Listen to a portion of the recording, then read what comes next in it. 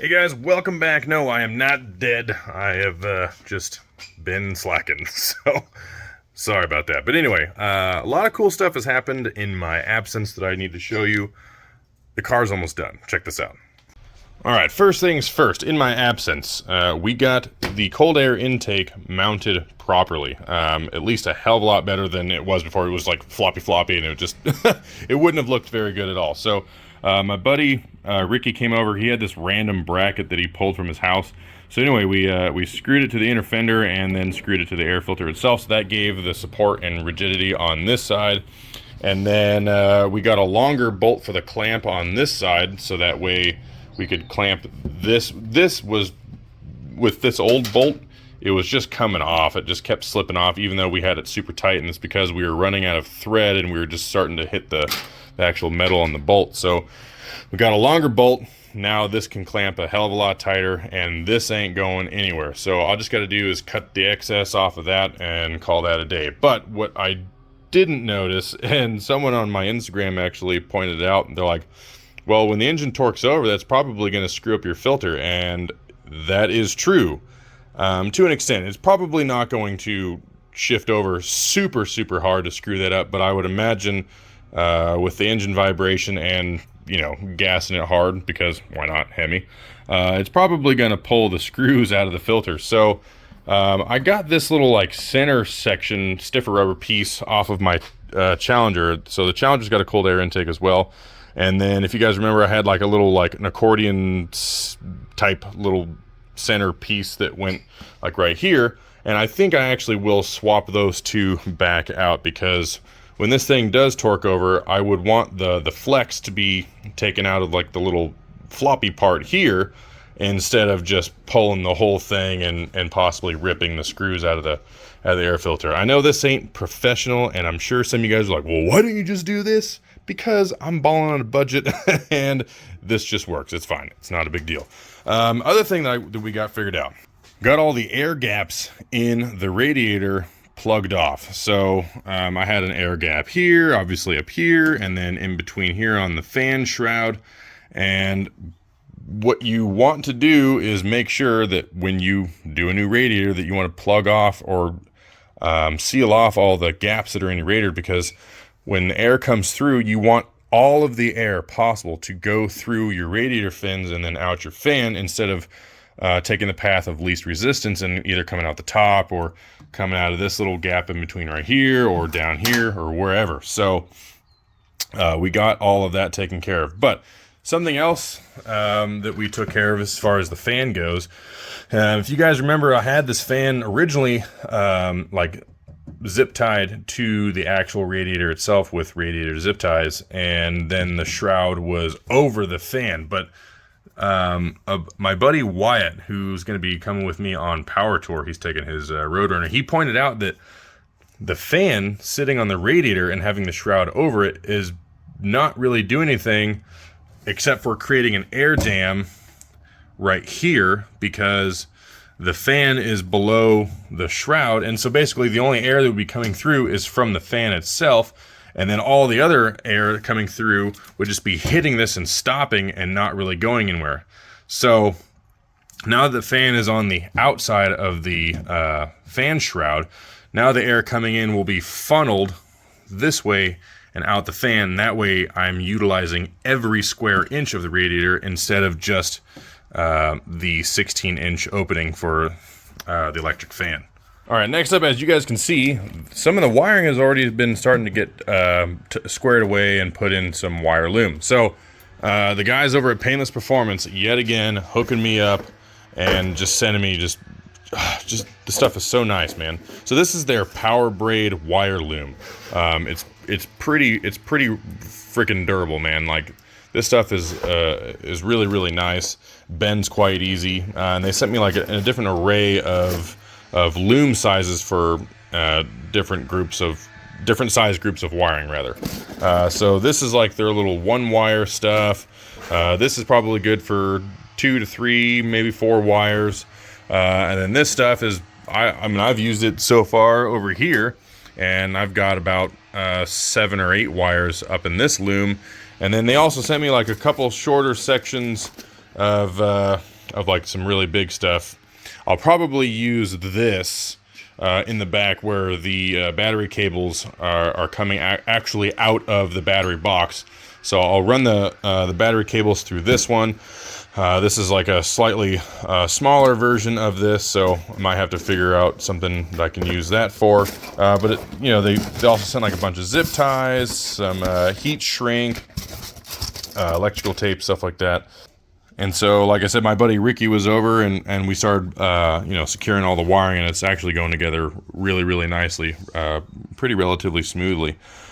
Still got to maybe clean this up a little bit. I just got my relays sitting here. Don't worry, that's not going to stay there because this is, you know, they're just electrical taped up here. So I got to figure out some way of maybe like either hard mounting them or just finding a way to secure them in this little area. So I'll work on that. Got to clean up all this wiring, all the wiring that's running underneath the core support. So you can see underneath the core support here, coming down, and then over to my voltage regulator. Why I'm running a voltage regulator off of the Hemi alternator? Well, if you guys don't know, the Gen 3 Hemi alternators are not internally regulated because the factory computer did all of the voltage regulating, and so these didn't need any sort of internally regulated alternators. So because I went over to the Holley computer does not have a voltage regulator,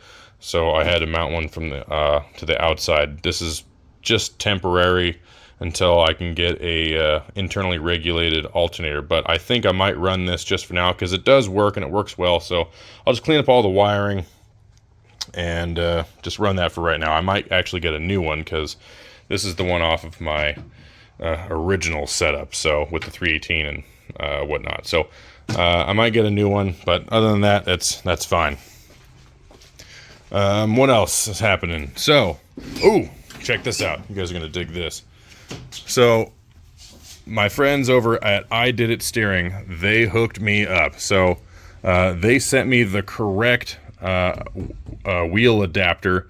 That way I could get my steering wheel actually onto the column properly instead of having it just sitting there super janky how it was before. So this is like I would say like a 3 or 4 inch adapter here, and then I got a brand new steering wheel from NRG, and it's a deep dish wheel, so this is going to move the steering wheel a heck of a lot closer to me, and then obviously, you know, this 4-inch adapter pushes it even closer because, as you guys know, I'm tall and I want to be able to sit back in the car where I want to without having to, you know, reach forward pretty far to grab the steering wheel. Basically, like the way it was before, I just really wasn't that comfortable sitting in these seats with the steering wheel super close to the dash. So now that it's my way of, I would say a good 5 or 6 inches, it's a hell of a lot better. And when the door's closed and I'm sitting in there, you know, I got like perfect elbow placement, grabbing here, and I'm comfortable sitting in the seat here. Okay, they also went ahead and sent me their brand new product. Now, as some of you guys have seen before, when I got the I Did It steering column, it came with the freaking GM style key and ignition tumbler, and a lot of people were like, ew, GM key and a Mopar? I'm like, trust me, dude. Like, I didn't want it either, but I wasn't going to complain because the steering column is super nice. But yeah, new product. They went ahead and sent me a Mopar replica ignition tumbler and Mopar key. So they told me how to get this out, so I'll just take the steering wheel off and then remove that, install the Chrysler proper ignition and key, and that'll be good on that setup. But since I'm in the car, like, check this out, right? So I'm sitting in here, I'm comfortable, I'm leaning back, boom, here's the steering wheel. Perfect arm placement, dude. Freaking so comfy now. I won't have any issues cruising and driving on the road. I got like a little center console just sitting in here for right now. And then my passenger seat right there. But cool stuff. I found a custom fabrication shop here in town, and they are going to do a bunch of work to the car over the next couple weeks. So They are going to do the alignment. They are going to set my suspension off of, they're going to put the car on their scales. That's like individual weight scales. And they are going to set the suspension to the weight bias of the vehicle, which is freaking badass. So essentially, they're going to be tuning the suspension. Wild. They are going to be tuning the engine. And I told them about the high idle problems that not problems, but the high idle issues that this is having. Like when you first fire it up, it revs to like the freaking moon and it stays there for like 5 seconds and then it'll finally drop down. And then in between gear shifts, it stays at high RPM. It doesn't come down in between gear shifts when you put the clutch in. And he was telling me that, there's a sensor that I should have hooked up to the clutch pedal, and that's my fault. I didn't even think about it. So that way, when I push the clutch in, it tells the computer, hey, cut RPM, it'll drop down, and then I can move into the next gear properly. So he's going to install like a little bracket on the clutch pedal with the sensor and hook that up to the Holley computer and tune that, and that'll be good to go. And then the next cool thing that they're going to be doing is they're installing a harness bar in the car. So it's going to start back here. It's going to come up and over. Essentially, it's basically just going to be like a safety loop and harness bar. And then there's going to be another bar that gets welded straight across around this height, so that way I can run the harnesses straight through instead of mounting them to the floor, because apparently that is a huge no-no, and I didn't even think about it, but some friends of mine who are in the racing world were saying, yeah, never mount harnesses to the floor, because if you hit a bump or you get into an accident, that could having the harnesses coming up and then over you like this could break your back, and that's definitely not what I want to have happen. So yeah, just safety loop and harness bar are going to get welded in, and they're going to probably have like a couple bars going from the top of the loop here on either side, and then going following the B pillar down, and then going into the trunk through the rear package tray. So stoked about that. And no, it's not going to be a full cage. This is still going to be a street car. I had someone comment that on my Instagram. They're like, well, there goes your street car. I'm like, bro, it's still going to be a street car. It's still going to be a daily driver. I'm not building some crazy like spec race car. I just want to be safer. There's nothing wrong with adding safety to a car. Okay. Like, even if I were to do a full cage in this, it's still a street car. It's just because you put a cage in does not mean it's not a street car anymore. It's just more safety, and plus it adds more rigidity to the car, so it'll handle a lot better. So that's getting taken care of. The other thing that I need to get taken care of is the shifter. So this shifter is cool, but here's me sitting in my seat. I have to reach pretty far forward in order for me to grab the shifter, and it's just not comfortable, and it's super high up. It felt like I'm a trucker. Like, I love this shifter, I really do, but it really needed to be like this much shorter and then start curving back this way earlier, so it could be like right here, and then I could shift in this area instead of reaching forward way up here. It's just not right. It's not set up for my car. My buddy that made this thing, he's like, I think he said he's like 5'7" or 5'8". He's a lot shorter than I am. I'm 6'4", and so when he sits in his Charger, he's scooted a heck of a lot closer. So when you're a lot closer, grabbing the pistol grip is a lot better for him. Shorter arms, shorter person. It just works better for him, and it's not for me. So I'm going to sell this back to him, and then I'll get something else that'll actually work. But yeah, so anyway, guys, enough rambling. I'm just kind of filling you in on what's going on. I'm going to clean up the car here on the inside. Like I said, I'm going to clean up all this wiring, clean up all that wiring back there, and then take the center console out, take the seat out, and prep the car for Wednesday, bringing it over to the custom shop. And then once it gets back, then I'm going to be putting in some sound deadening material.